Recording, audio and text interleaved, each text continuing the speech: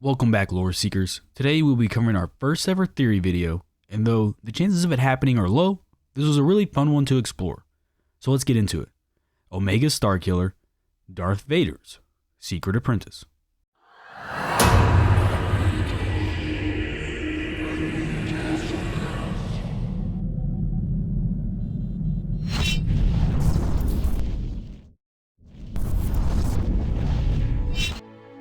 To start this, we need to first explore the Legends character Galen Marek, also known as Starkiller.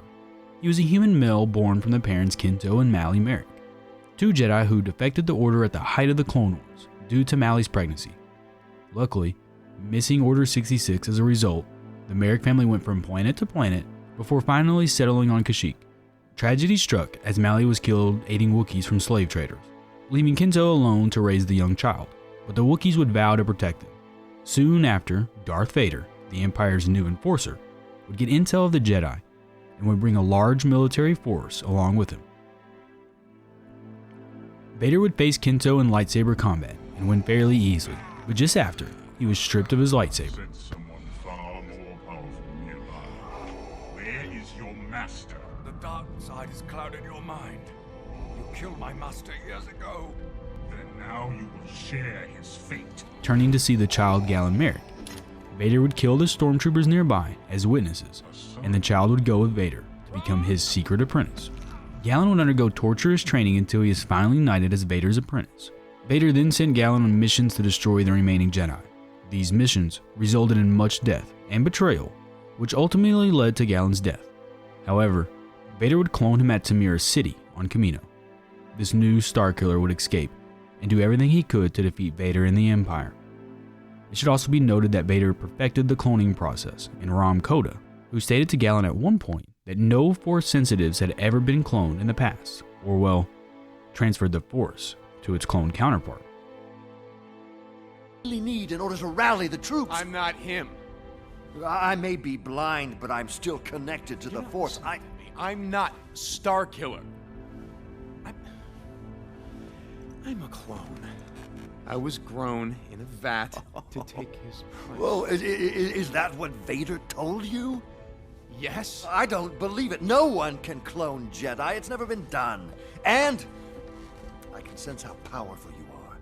We can put that power to use. You have no idea who I am or what I went through on Kamino. Kamino? Now Omega.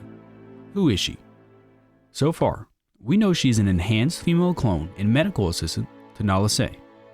One of the few enhanced clones, it is still a mystery to exactly what her enhancements are. Though from simple observations, she's a fast learner, brave, skilled in the medical field, and very good at adapting to her environment. Her curiosity gets her into trouble, but so far, the Bad Batch has been able to save her. Could it have been something more? Outshooting Crosshair is not something an ordinary individual can do.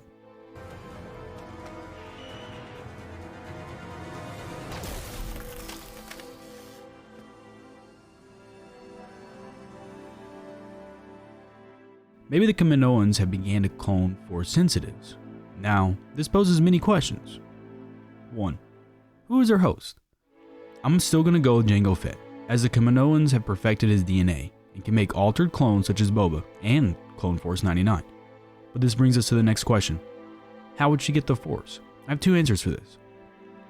The first, and probably the easiest way, is from a Force-attuned host, willing to give up some DNA.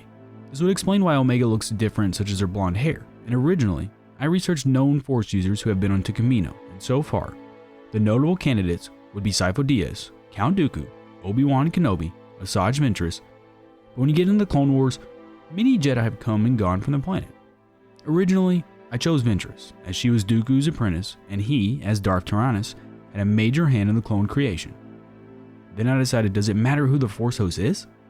Some powerful Force users in the galaxy had little to no family lineage in the Force. It kind of just happens. You're either powerful or you're not. You either study the Force or become a journeyman. So, this brings me to my final answer. The Force has found a way. I'll bring in another franchise to help with this, Jurassic Park, where life found a way through the chaos to bring the dinosaurs back. Maybe this is the Force finding a way, and if so, is Omega the first clone with the Force?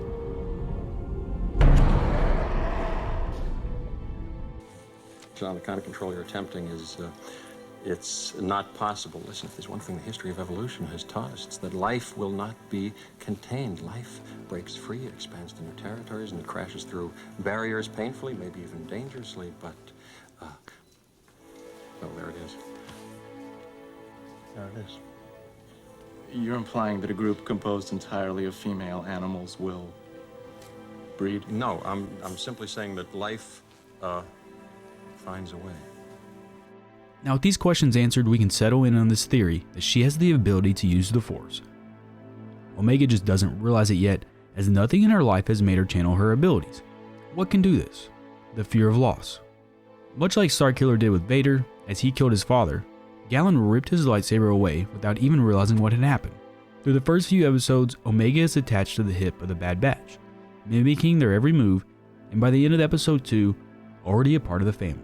So far it is building up to a happy ending, but we know with Crosshair hunting the team and the clone's history through the timeline, it only ends in pain. I think Omega will reveal herself to be a Force user, which garners the attention of Vader, and much like the ending of Rogue One, we will see Vader personally arrive to stop the Bad Batch after Crosshair's failures. From here, we may lose several, if not all, of the Bad Batch by the end of the season, or the end of the show if they expand the story beyond several seasons. But the end game here in this theory is Vader takes Omega with him, and then he will begin secretly training her in the ways of the dark side, and he will systematically break her will to do his bidding. Omega and Galen Marek were born roughly the same time period. Galen as a character does not work as canon character, as he is too powerful and made with video game-like abilities. With so much established canon on the formation of the Rebellion, his character just doesn't fit. But the writers can bring Omega's Starkiller to life and begin to fill in the gaps from the Clone Wars to A New Hope. What missions could a secret apprentice go on? Who would be her targets? And what would be her end?